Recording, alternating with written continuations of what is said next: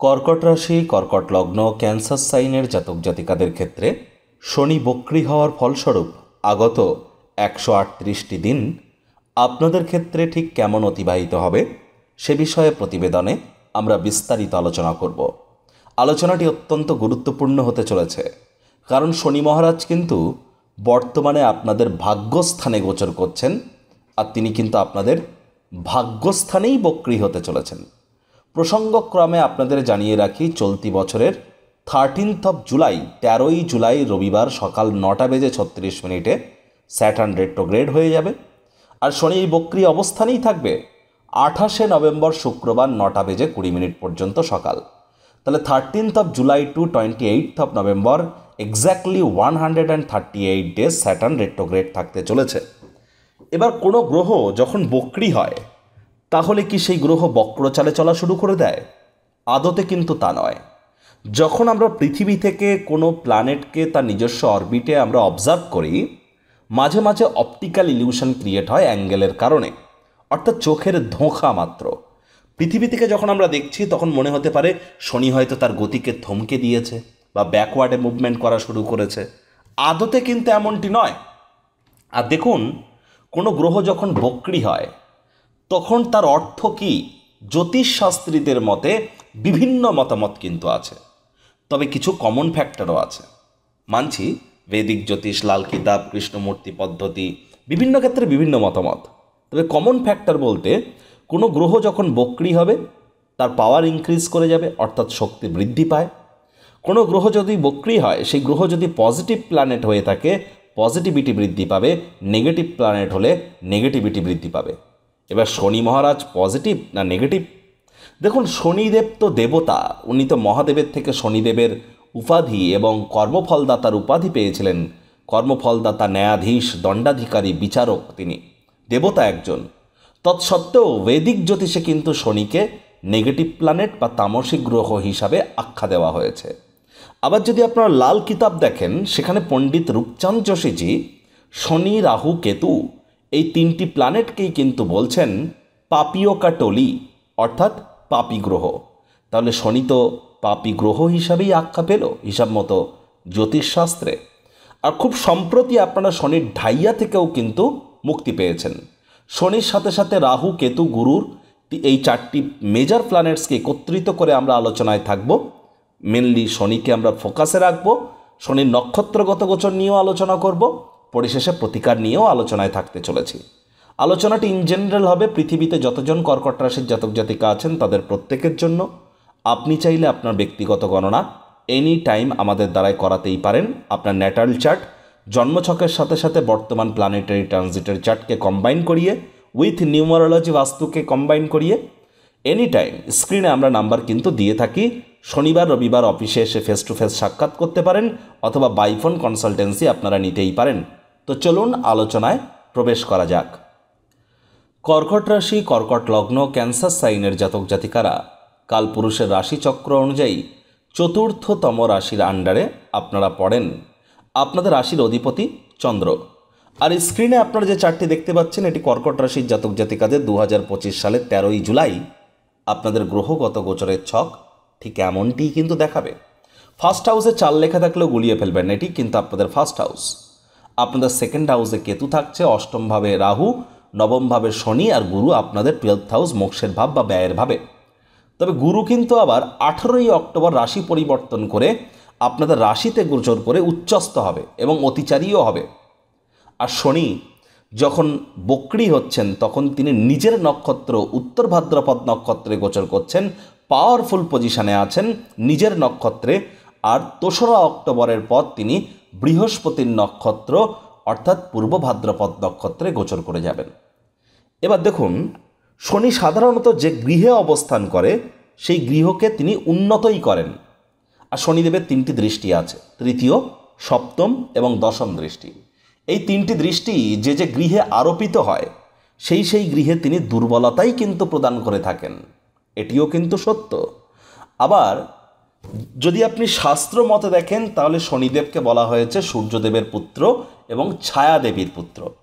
আর এই সূর্য শনির সাথে কিন্তু সম্পর্ক খুব বেশি মলিন নয়। যখন শনি মহারাজ জন্মেছিলেন, সূর্যদেব শনিকে দেখে বলেন, এমন কৃষ্ণবর্ণের সন্তান আমার হতেই পারে না, এমন কালো ছেলে আমার হতে পারে না। শুনে শনি রেগে গিয়ে নিজের পিতাকেই অভিশাপ দিয়ে বসে। সূর্যগ্রহণ শুরু হয়ে যায়, সোলার এক্লিপস শুরু হয়ে যায়। পরে সূর্যদেব এসে শনিদেবের কুম্ভও জ্বালিয়ে দিয়েছিলেন। তারপর তাদের মধ্যে সম্পর্ক আবার মলিন হয়। যাই হোক, এ বিষয়ে আমরা অতিরিক্ত আলোচনায় যাব না।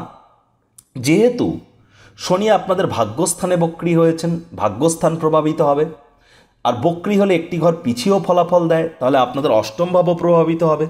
অষ্টম ভাবে রাহু আছে। রাহুকে কি বলা হয়েছে? শনিবৎ রাহু। রাহু শনির ন্যায় আচরণ করে, তাহলে রাহুও প্রভাবিত হবে। আর আপনাদের সপ্তম ভাব কেন্দ্রীয় স্থানের অধিপতিও শনি, তাহলে সপ্তম ভাবও কিন্তু প্রভাবিত হবে। শনি মহারাজ যেহেতু আপনাদের ভাগ্যস্থানে বর্তমানে তিনি যেহেতু বক্রী হচ্ছেন, তাহলে এ সময় কিন্তু অবশ্যই আপনার পিতা বা পিতৃতুল্য ব্যক্তিবর্গের সাথে সম্পর্ককে উন্নত করতে হবে। পিতা বা পিতৃতুল্য ব্যক্তিবর্গের সাথে অহেতুক তর্ক বিতর্ক করলেই কিন্তু সম্পর্কের অবনতি হতে পারে।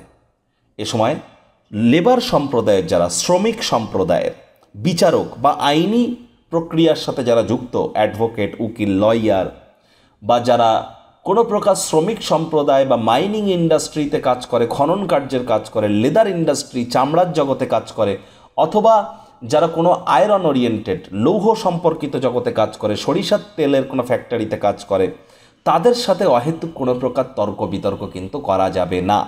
পরিস্থিতি হিতে বিপরীত হতে পারে। এ সময় তীর্থযাত্রা, তীর্থ ভ্রমণের সুযোগ পেলে হাতছাড়া যেন করবেন না। কলেজ লাইফের পর যারা হায়ার স্টাডিজ করছেন, তাদের কিন্তু মস্তিষ্ক ভ্রমিত হতে পারে।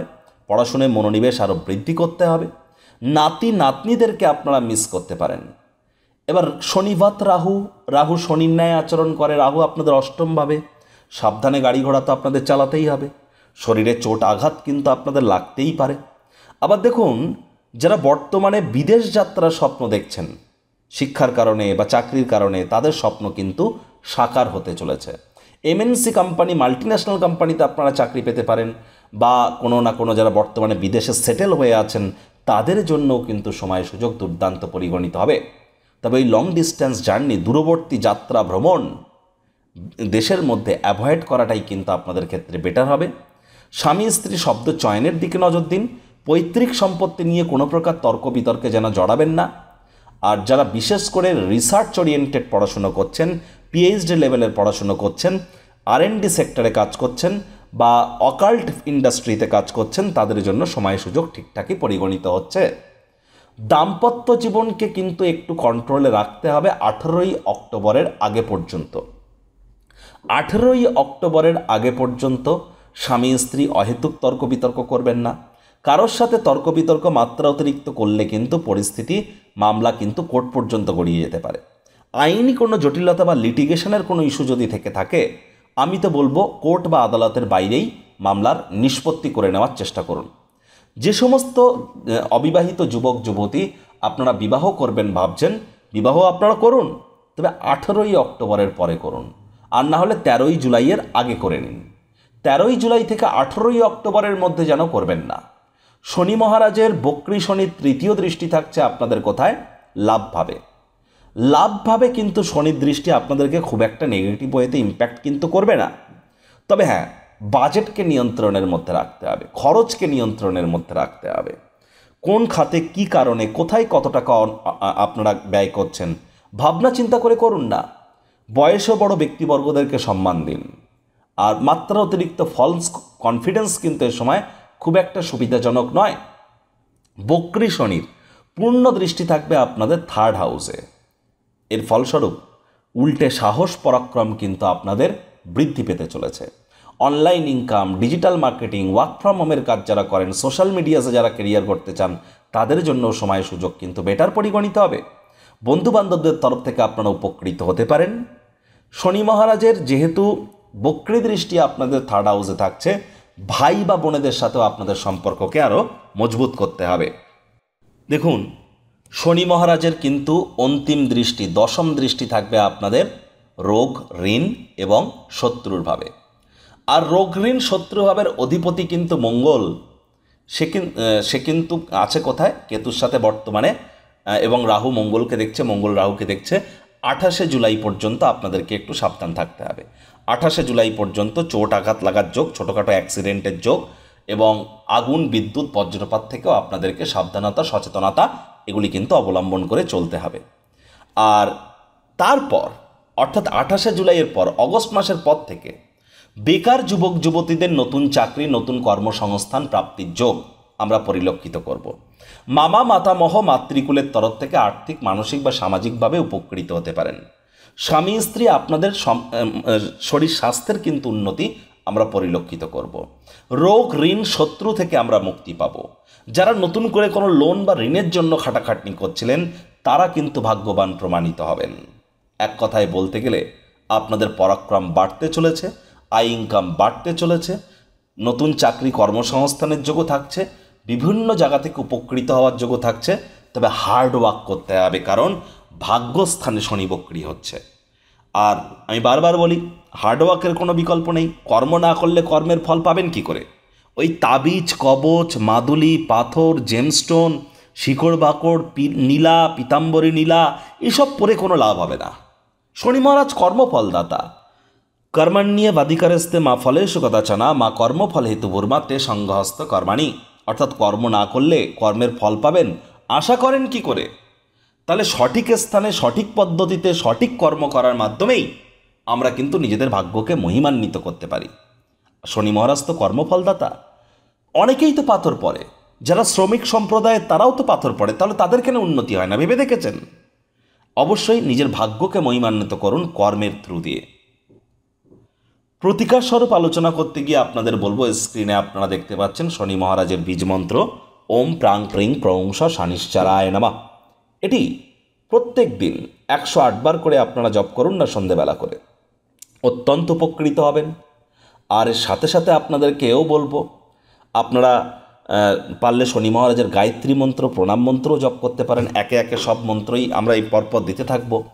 দেখুন, আপনার বীজ মন্ত্র জপ করলে সবথেকে বেশি লাভান্বিত হবেন। যদি না পারেন তাহলে বলুন ওম শ্যাম শানিশ্চারায় নমঃ। শনিবার করে ভুলেও আপনারা সরিষার তেল, বেগুন খাবেন না। শনিবার করে সরিষার তেল, বেগুন, লবণ, লোহা কিনবেন না। শনিবার করে সাদা পরবেন না। রবিবার করে কালো বা নীল যেন পরবেন না। এগুলি মাথায় রাখবেন। পিঁপড়েদেরকে ভুলেও যেন মারবেন না। পিঁপড়ে দেখতে পেলে চিনি এবং বাতাসার গুঁড়ো আর ময়দা গুঁড়ো কিন্তু আপনারা খেতে দিতে পারেন। এটি আপনাদেরকে লাভান্বিত করবে। শরীরের যত ওজন তার সাথে 10 গুণ করে তত গ্রাম আপনারা কালো তিল, সাদা তিল একসাথে মিশিয়ে নদীর জলে ভাসিয়ে দিন, যে কোনো অমাবস্যার দিন দিনের বেলা। বাড়ির যে জয়েন্টগুলি আছে, দুটি দেওয়াল যেখানে গিয়ে মিশছে, দুটি পাইপ যেখানে গিয়ে মিশছে, এখানে যদি কোনো ঝুল জমে থাকে তাহলে সেগুলিকে পরিষ্কার করুন। বাড়ির উত্তর পূর্ব কোণে তামার, পিতলের বা কাঁচের পাত্রে জল রাখুন, বাড়ির উত্তর পূর্ব কোণ, ঈশান কোণে। তাহলেও কিন্তু আপনারা অত্যন্ত উপকৃত হতে চলেছেন।